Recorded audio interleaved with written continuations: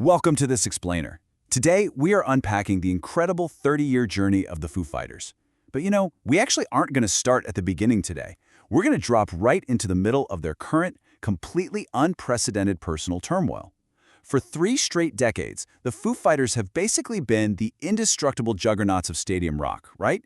They're a band built on raw energy and these seemingly unbreakable brotherhoods. But lately, the foundations of that entire rock institution have been tested in ways literally no one, and definitely not the band themselves, could have ever seen coming.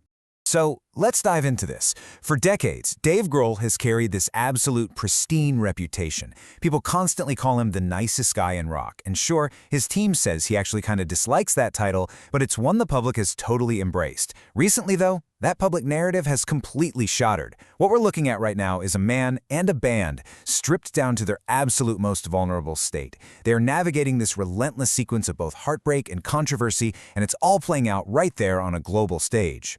And the toll it's taken is very real. Grohl recently made this staggering admission about his mental health, and it's pretty wild to hear from a rock star of his caliber. Over 430 therapy sessions, 6 days a week, for 70 weeks. I mean, that is the literal definition of hitting the brakes to psychoanalyze your entire existence.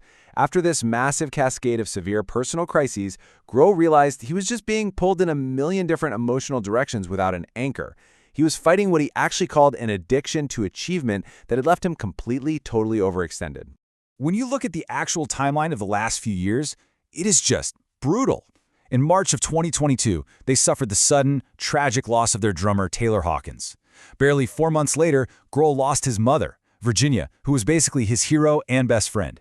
Fast forward to September 2024, and you have this seismic shock where Grohl publicly admits to fathering a child outside his marriage, completely rocking his family life. And then, most recently, they had this unexplained dismissal of their touring drummer Josh Freese after just one single tour. So what happens when a machine that big takes that many direct hits? They had to stop. I mean, these back-to-back crises shook the foundations of the world's biggest rock band to its core. They didn't just stumble, they were forced to step back entirely. They canceled a massive tour, totally muted the noise of the music industry, and just took the time to figure it out. Their bassist, Nate Mendel, even noted that the band had basically been punched in the face a couple of times over the last few years. It forced them to hit pause, reevaluate why they even exist, and try to find their anchor again. But to really understand where they're at right now, we kind of have to rewind back to how this whole thing started. The Foo Fighters were literally born out of tragedy. When Nirvana ended so traumatically with Kurt Cobain's death in 1994, Grohl was totally adrift. He wasn't even sure he ever wanted to play music again. But instead of walking away, he retreated to a studio and poured all that heavy grief into a solo demo tape. That tape eventually became their 1995 debut album, which ultimately led to recruiting Taylor Hawkins in 1997. What's absolutely crucial to remember here is that Grohl recorded that '95 debut almost entirely by himself in just a single week. He tapped into this raw DIY punk ethos just to process his overwhelming grief. He actually even credited the tracks to fictional band members at first, just to keep a sense of mystery and put some distance between himself and his past. Making music wasn't a calculated career move at that point. It was literally a survival mechanism. It was the only way he knew how to heal. So when it came time to turn that solo grief project into an actual touring band, he had a very specific formula in mind. He intentionally recruited super talented musicians like Nate Mendel from the emo band Sunny Day Real Estate and Pat Smear from the punk legends The Germs. Grohl's goal was to escape the heavy angst of his past. He wanted to build a brand new, powerful, and strictly cohesive rock unit where they could just play loud music and have a genuinely good time with as little drama as possible. And wow, did that low drama formula pay off? We're talking 15 Grammy Awards. Out of 34 nominations over the years, they've taken home 15 of those golden gramophones. That officially makes them the most awarded band ever in the Best Rock Album category. It's wild to think that what started as a literal cassette tape demo in a small Seattle studio morphed into this absolute musical juggernaut that entirely redefined the modern rock landscape. And they got there by building a bulletproof catalog. It was these exact tracks that propelled them from playing gritty little dive clubs to becoming the undisputed kings of rock over the last 30 years. From the heart-wrenching sincerity of Everlong to the political defiance of Best Debut and that heavy, pulsing aggression in The Pretender, the Foo Fighters basically wrote the ultimate playbook for stadium-ready anthems that can connect with massive global audiences. Just picture this for a second.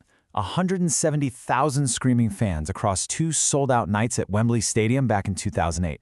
They were out there playing these legendary 2.5-hour live shows, which of course paved the way for their 2021 Rock and Roll Hall of Fame induction. With Taylor Hawkins on the drums constantly pushing Grohl to embrace that grand classic rock spectacle, they weren't just surviving the legacy of 90s grunge anymore. They were completely owning the 21st century stadium rock era.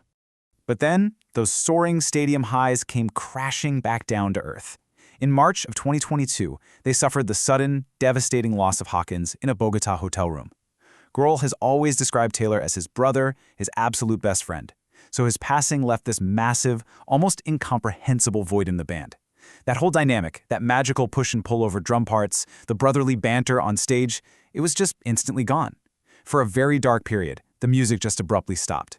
Grief does incredibly complex things to the mind, and Grohl recently shared this really powerful visitation dream he had.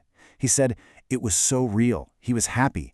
The first thing I said was, 'Oh my God, we miss you so much.' He smiled and said, 'Dude,' and I woke up." It's just a profound glimpse into the deep, quiet devastation of mourning your best friend.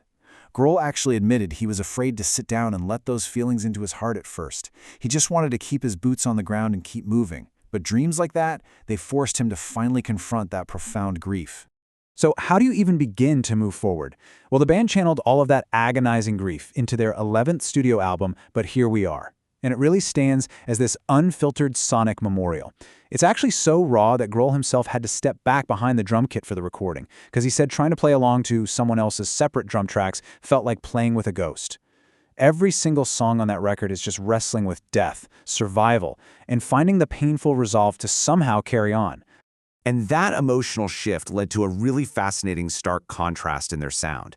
For years, they've been working in these flashy, expensive studios with A-list producers like Greg Kurstin, meticulously nipping and tucking their sound until it was perfect. But after the relentless punches life has thrown at them recently, they completely retreated. For their upcoming 12th album, Your Favorite Toy, they just went to Grohl's small home studio. No producer, just plugging into whatever amps were lying around.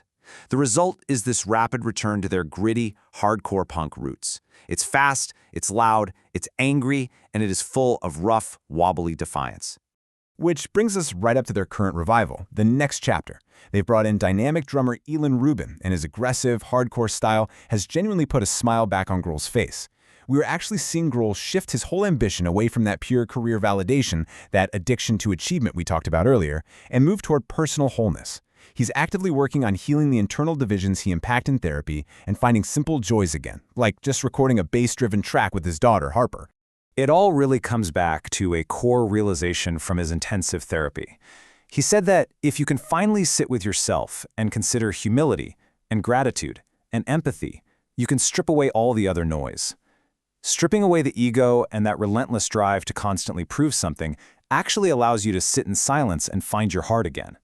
It's about repairing the damage done by years and years of chasing validation. You know, Grohl mentioned recently that he was deeply moved by a simple bumper sticker he saw, one about just being kind, because everyone is fighting unseen battles. It's a really profound reminder that behind all the platinum records and the blinding stadium lights, even our biggest heroes are just human beings trying to piece themselves back together. So, as we wrap up this look at a 30-year journey of tragedy, triumph, and truth, I want to leave you with this. If the ultimate rock star is still out there figuring out how to be whole, how can we practice a little more empathy for the unseen battles of the people right around us?